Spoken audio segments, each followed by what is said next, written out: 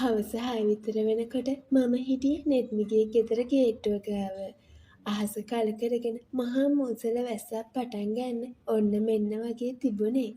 මම බයික් එක ගේට්ටුවෙන් ඇතුළට දාලා පෝටිකෝ එක යටින් නතර කරා විතරයි. මහා හයියෙන් වැස්ස කඩාගෙන හැලෙන්න ගත්තා. හෙල්මට් එක ගලවන ගම මම ගේ ඇතුළ බැලුවා. නෙත්මි දොරකඩට වෙලා hina වෙවි බලන් ඉන්නවා. අම්මෝ වෙලාවට ආවේ. තා පොඩ්ඩෙන් තෙමෙනවා. නෙත්මි කිව්වේ මගේ අතින් අල්ලලා ගේ ඇතුළට ගන්න ගමන්. ඔව් බං මම හිතුවේ එන්න හම්බ වෙන එකක් නෑ කියලා.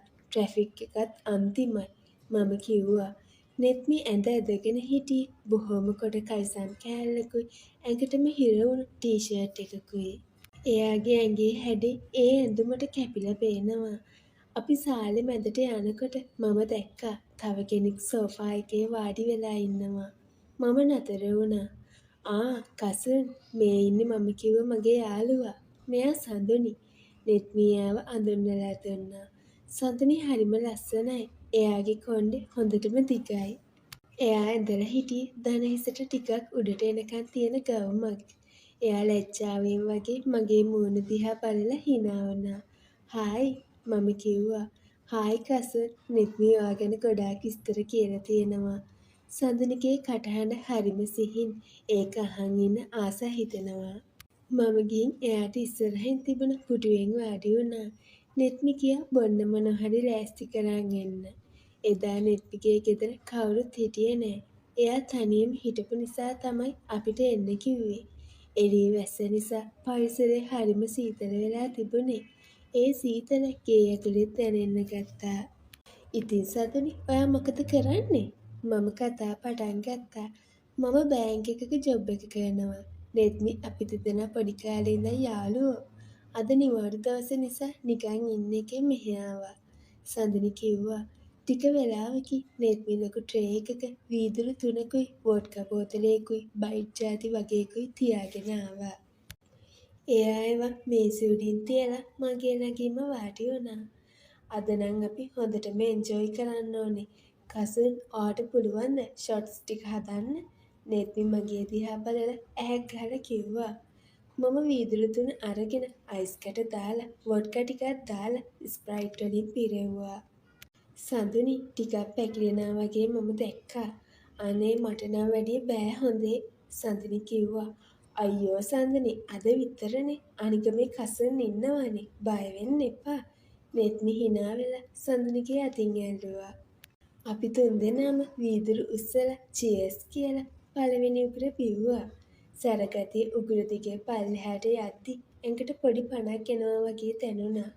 එළියේ වැස්ස සද්දේ අපි දාපු මියුසික් එකයි එක්ක පරිසරය මාරම රොමැන්ටික් වෙලා තිබුණේ. වෙලාව යද්දි අපි අතර තිබුණු නුහුරු ගතිය නැති වෙලා ගියා. සඳුනි ටික ටික කතාවට එකතු වුණා. එයාගේ ලැජ්ජාව ටිකෙන් ටික නැති වෙලා යනවා මම දැක්කා. එයා hina වෙනකොට එයාගේ කම්මුල් වල ගැහෙන වලවල් දෙක හරිම ලස්සනයි. මට නොදැනීම මගේ ඇස් නිතරම සඳුනිගේ ඇඟ දිහාට යොමු වුණා. කසන් ඔයාට ගර්ල්ෆ්‍රෙන්ඩ් කෙනෙක් ඉන්නවද? එකපාරටම සඳුනි ඇහුවා. ඒ වෙනකොට එයාගේ ඇස් ටිකක් රතු වෙලා මත් ගතිය පෙනෙන්න තිබුණා. නෑ සඳුනි දැනට නම් නිදහසේ ඉන්නවා. මම hina වෙලා කිව්වා. අපරාධේ ඔයා වගේ හැන්සම් කොල්ලෙක් තනියම ඉන්න එක. නෙත්මි මගේ උරහිසට හේතු වෙන ගමන් කිව්වා. නෙත්මිගේ ඇඟේ උණුසුම මට දැනුණා. අපි දිගටම බිව්වා. බෝතල් භාගයක් විතර ඉවර වෙද්දි අපි තුන්දෙනාටම හොඳටම වැදිලා තිබුණේ.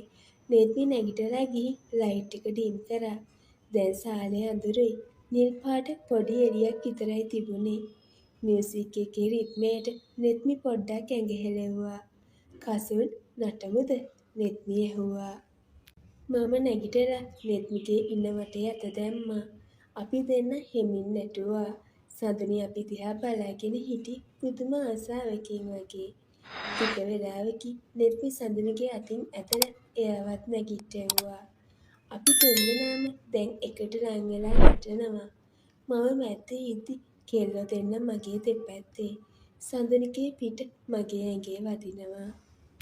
නෙත්මි මගේ පපුවට තුරුල් වෙලා මේ වෙලාවේ මට මාරම හැඟීමක් දැනුනේ. මම හිමින් සැරේ සඳුනිගේ ඉනවටේ අත දැම්මා. එයා ගැස්සුනේ නෑ. එයා මගේ ඇඟට තව තවත් හේතු වුණා. මට මහන්සි එපා.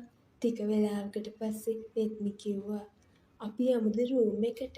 එතන AC දාලා තියෙන්නේ. හොඳට කූල්. අපි කාටවත් ඒකට විරුද්ධ වෙන්න ඕන වුණේ නෑ. අපි තුන්දෙනාම එකිනෙකාට වාරු වීගෙන වගේ රෙද්නිගේ කාමරයට ගියා. කාමරේ හොඳටම කූල්. සුවඳයි. ලොකු ඇඳක් තිබුණා. රෙද්නි ගිහින් ඇඳට පැන්නා. අනේ එන්නකෝ රෙද්නි කතා කරා. මමයි සඳුනී ගිහින් ඇඳේ අනිත් පැත්තෙන් වාඩි වුණා.